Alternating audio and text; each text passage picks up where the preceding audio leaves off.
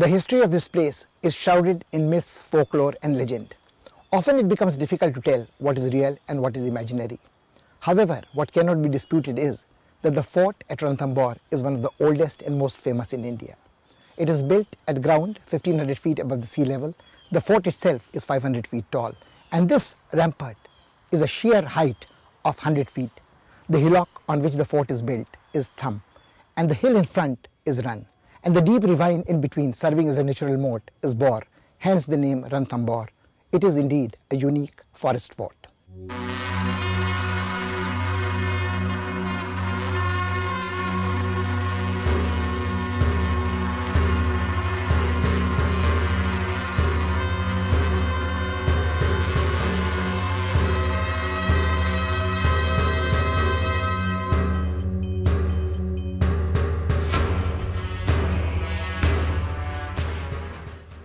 Ranthambore, 13 kilometers away from Savai Madhopur in Rajasthan, is an unusual forest fort surrounded by a dense forest.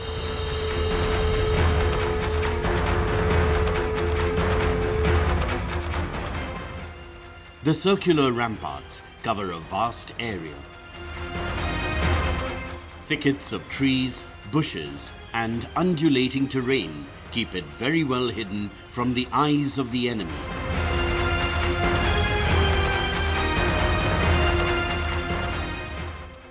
Names of great heroic Rajput warriors like Rana Sanga, Rana Kumbha, and Hamir Dev are associated with this citadel.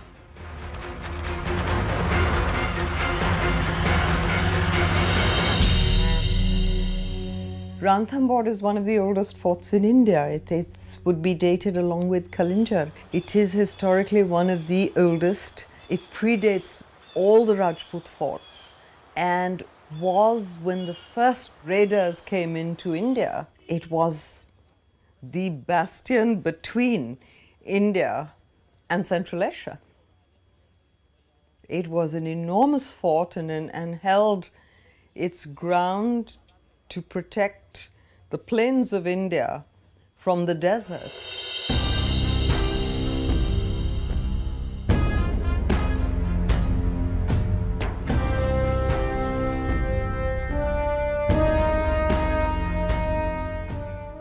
Qutbuddin Aibak was the first Sultan of Delhi to target it. Later, Balban, Alauddin Khilji, and Akbar attacked it. Abul Fazl, one of the legendary 9 gems of Akbar's court, had aptly commented about Ranthambore. All other forts appear naked. Only this fort wears a verdant armor of forest.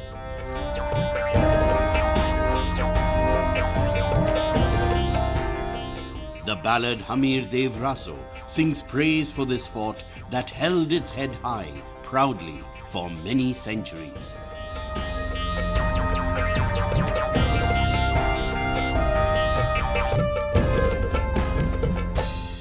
The fort at Ranthambore was conceived and constructed as a forest fort. The dense forest, populated by dangerous animals, was enough to deter any enemy. But those who dwelt within the ramparts felt that they too were children of forest like the animals and lived harmoniously with them. Today, the sanctuary at Ranthambore is world famous. Those who come to visit the sanctuary do not go back unless they have visited the fort also.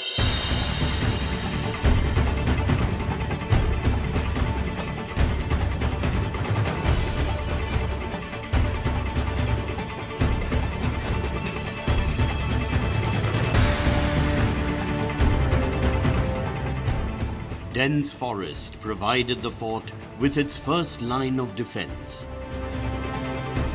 Then the steep rock confronted the invaders as an almost insurmountable obstacle. Shooting straight up from the deep ravines, the rock is over 200 meters high.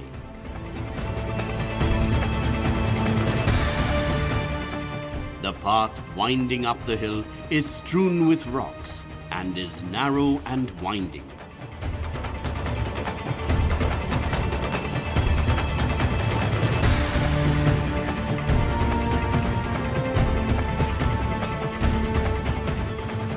Ranthambore Fort is one example where one can see how the man-made structures are limited and respond to the natural environment. It relates to the entire terrain, the forest areas that are there. So in fact, this sparseness in built structures and not a domination of the same sort of blends very well with the environment, both climatically, ecologically, as well as aesthetically.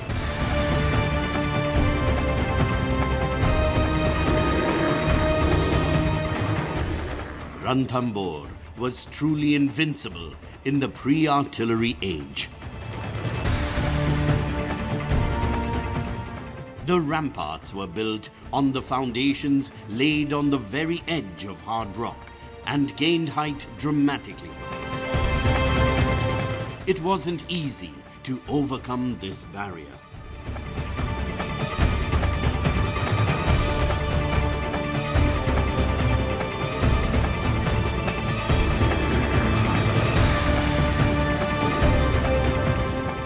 पहाड़ियों को मिलकर ऊपर बनाने में एक कठिनाई सबसे बड़ी थी कि पत्थर को ले जाना पड़ता है, बड़े बड़े आर्टिसन को ले जाना होता, पानी ले जाना, जो भी मिडलिंग मटेरियल सब ले जाना, लेकिन सामरिक दृष्टि से पहाड़ की ऊंचाई से वो ज़्यादा कंट्रोल कर सकते थे।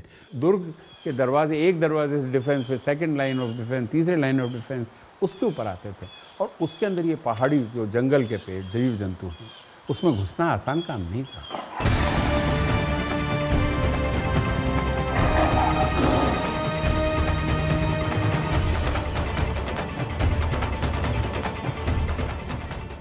Even today, it amazes visitors how these walls were constructed in those times. The walls of the rampart are thick and wide enough for mounted soldiers to ride out on watch.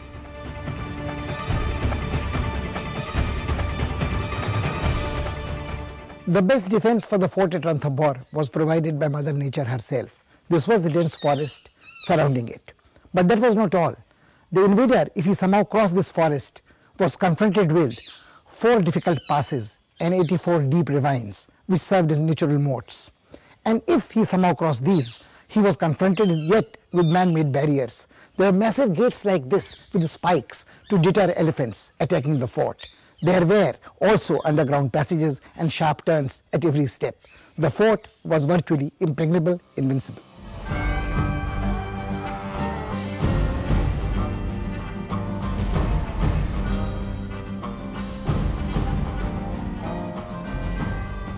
There are many roads that zigzag up the hill, passing through a number of strong gates. One has to climb up and down stairs at several places. The road turns sharply as we enter.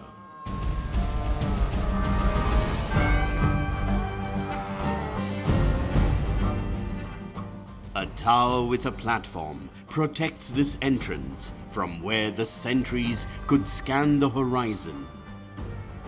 Though the gates are primarily built for defense, they were decorated with fine stone carvings. They are adorned with arches and crenellons. The pillars standing along the sides have images of birds and animals, along with motifs encountered in Hindu temples.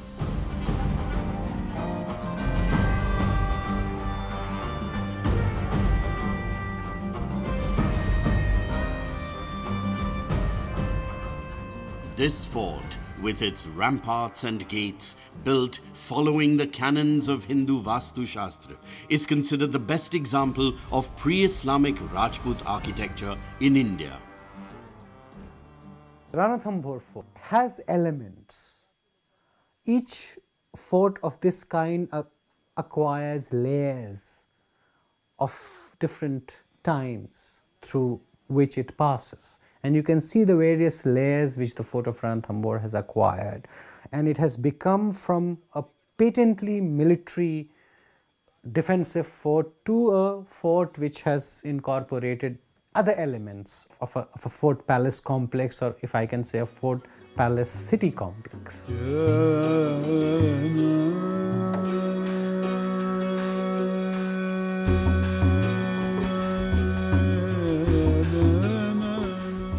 Amir Mahal is the finest example of pre-Islamic Rajput architecture in India.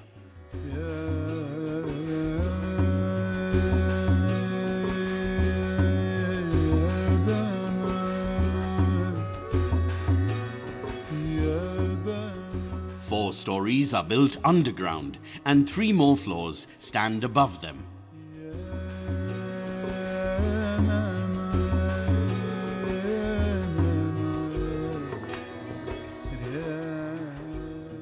Red sandstone brought from Karoli was used here. Tunneled corridors and beautiful verandas are its characteristic features.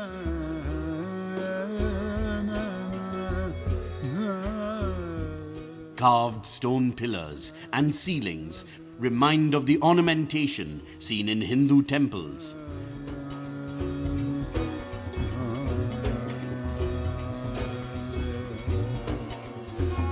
Amir Mahal has been decorated simply but tastefully. The simple elegance of Amir Mahal leaves a deep, moving impact on the visitors.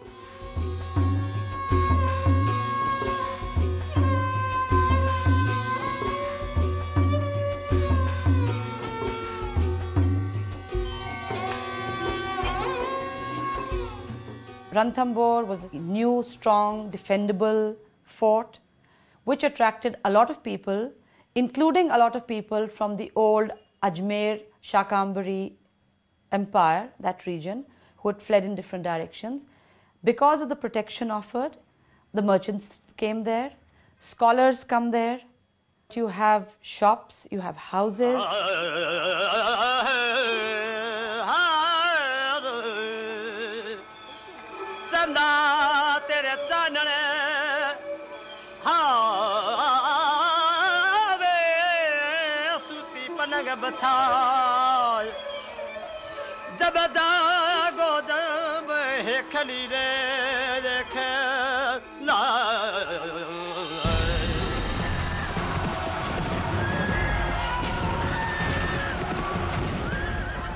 In 1293, Alauddin Khilji sent Ulugh Beg to capture Ranthambore. The long siege depleted the stock of food and water. Amir Dev was constrained to perform a shaka. According to bards who served as court chroniclers, a traitor facilitated the entry of enemy forces.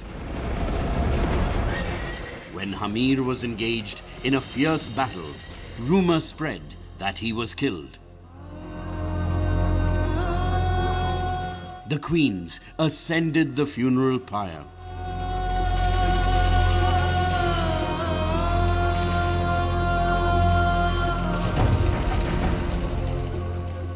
Amir returned after repelling the attack to see all he loved reduced to cinders. Heartbroken, he ended his life by beheading himself in the Shiva temple. The traitor Rana Mal continues to be hated and reviled till date. A grotesquely large head in his likeness is kept by the entrance where many pelt it with stones, even to this day.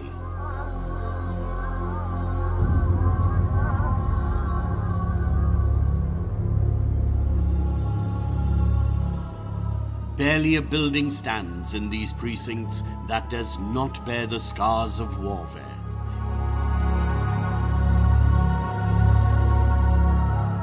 Many have been totally destroyed. Scenes of brutal devastation greet us everywhere.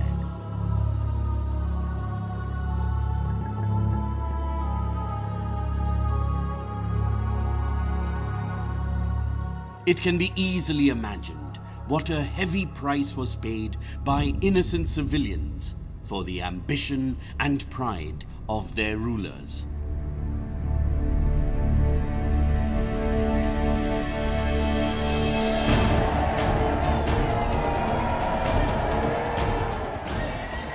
In 1516, Mahmud Khilji, the Sultan of Malwa, occupied Ranthambore. but Rana Sanga soon reclaimed it. Later, he attacked Gujarat and vanquished the Sultan of Mandu. The tussle of Rana Sanga with Babur, the founder of the Mughal Empire, continued like a seesaw.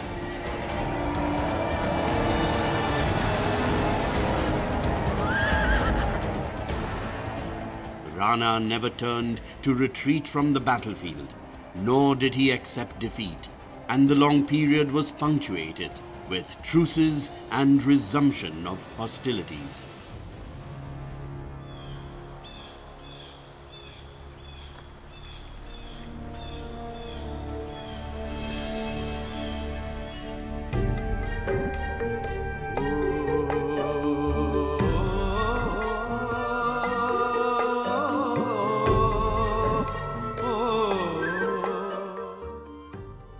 Badal Mahal, literally meaning the Cloud Palace, seems aptly named as it affords a panoramic view of the sanctuary spread out at the foot of the hill.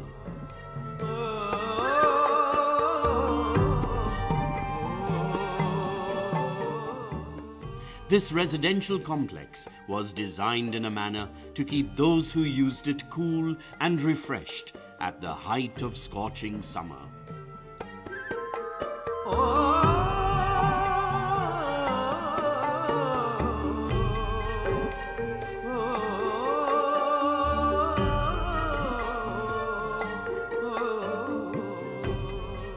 Some historians have opined that those who dwelt here lived a hard life, facing sudden death at every step. They had neither time nor resources for a life of leisure or pursuit of pleasure. That's the reason why Badal Mahal has minimal decorations.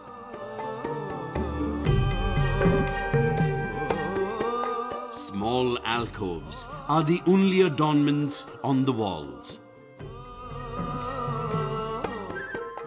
At some places, fading traces of paintings in early Rajput style can be noticed.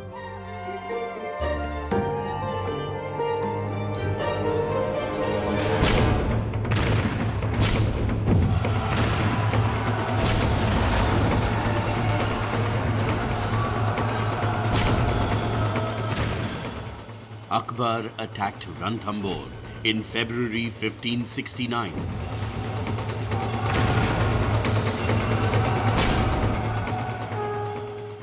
The artillery was set up on a high hill, facing the fort to launch a fusillade.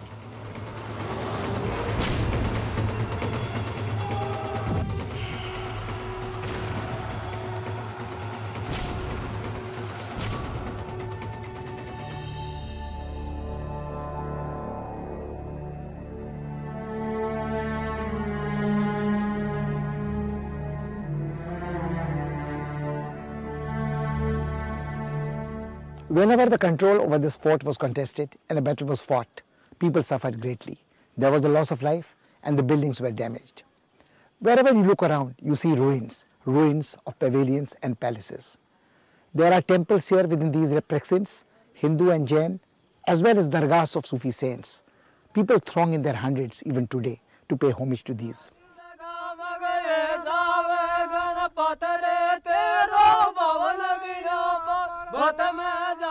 The old Ganesh temple, built on the top of the plateau, attracts devotees from all over the land.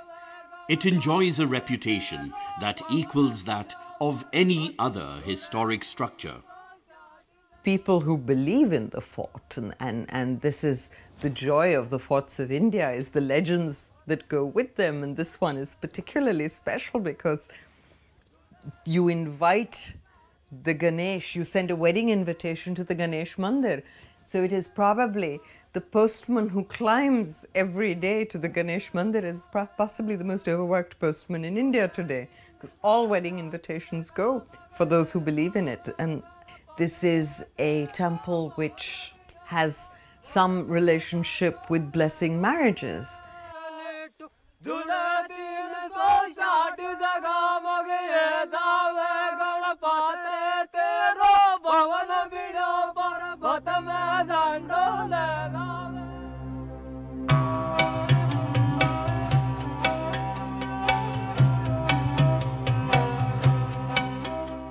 The ancient Jain temple has a huge gallery of beautiful statues of Tirthankars.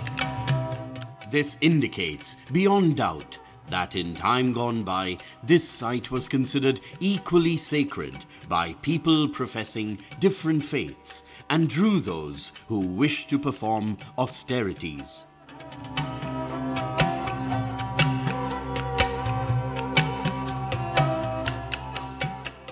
Because there are not too many structures, so it has a very loose planning, so you don't really need to go in a structured way and experience palaces like you do in other forts. It's a very organic kind of setting, so you just enter there and you can sort of explore.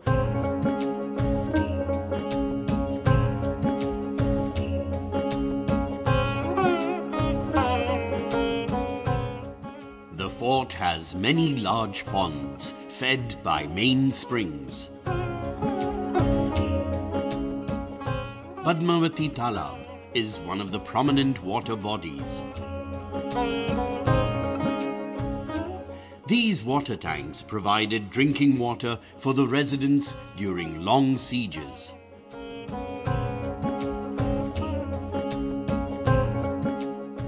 Some buildings on their banks were designed as pleasure pavilions.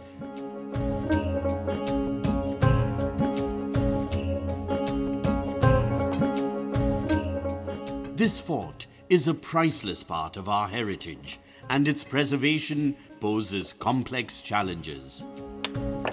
The conservation challenges come from its scale as a whole. Also in terms of structures, I guess one would look at restoring whatever is there.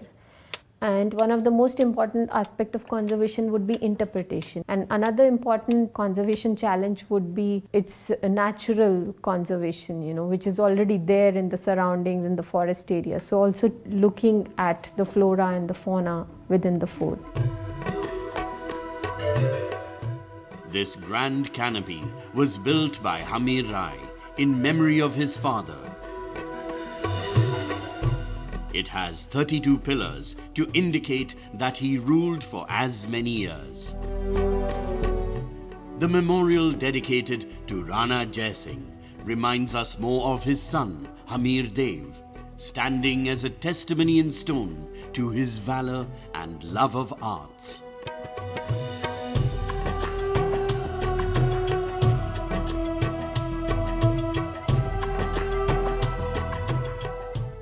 Some visitors have defaced it by inscribing their names and graffiti on its walls. This canopy, like other buildings in the fort compound, has suffered due to neglect.